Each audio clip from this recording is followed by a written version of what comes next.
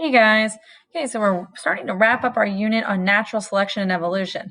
Remember, all we're dealing with is a very slow, gradual change, nothing big and scary.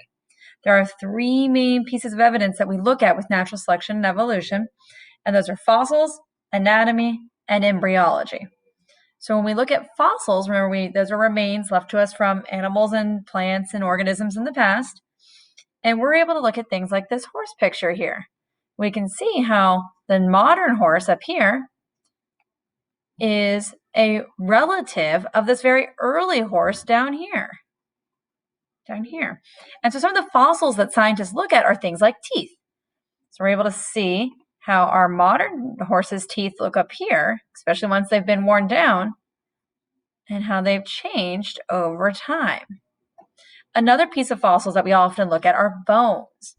So we can look at the modern horse. This is what the forefront, so like their front leg up here, walking looks like. And you can see a couple of the really distinctive pieces here. And we can see how throughout millions of years, it's changed. Now we've gained some toes. Now we have stronger front locks. And now we have even more toes. And we know that that has a lot to do with those adaptations we talked about having. And we know that has a lot to do with where the creature would have lived. So those adaptations we learned about a couple weeks ago. It's like this horse would have had a more swampy environment. That's why it's got wide feet to help it balance on top of the swamp. Where modern horses are usually plains animals. So they're more about speed and agility with a pointed hoof to be able to grip the ground or hit the ground faster for running. So when we use fossils, we can make connections between animals and their ancestors. Not saying that they're the same thing, but saying that they are related to each other. Just like you and your cousin aren't the same, but you are related and you can see traits within you. You might both have your grandmother's eyes. You might both have the same hair color as great Auntie Beatrice. You have relatives that are similar to you. Another one we're going to look at are anatomy connections. So this big one is homologous structures. Homologous has that root word hom or homa, meaning the same. So we can look at structures that are the same between many different organisms. Once again, not saying that they're the same organism, just saying that they have related features to other organisms. So if I zoom in, we can see a little bit better. So if we compare humans, dogs, birds, and whales, and we're looking at the front part of your arm here and here, we can see that we both have the same types of bones in our front arm.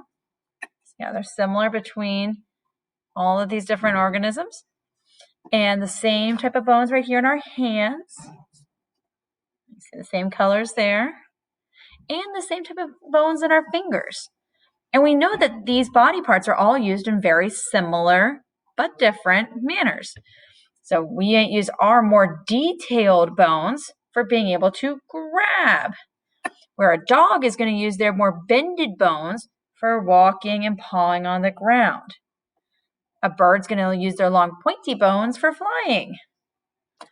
And a whale would have skin between those bones so they could have them as a flipper. But they are all very similar. They're in the front part of the body. They're used for movement and agility. So it is very similar to each other. So this is part of the anatomy that we can compare between different animals when we're looking back to that homologous structures word, things that are the same between different organisms. Once again, let me reiterate, that doesn't mean they're all the same organism. It just means they have similar body parts. Finally, another study that scientists use to support natural selection is embryology, or the study of embryos. So we can see here, we're going to be comparing fish, salamanders, tortoises, chickens, and humans, and how they develop when they're inside the womb or inside an egg when they're growing. And you can see way back at the very beginning in the early embryonic states, they're all very similar looking. You can see they have a tail. So when you get made fun of from your siblings saying you have a tail, they did.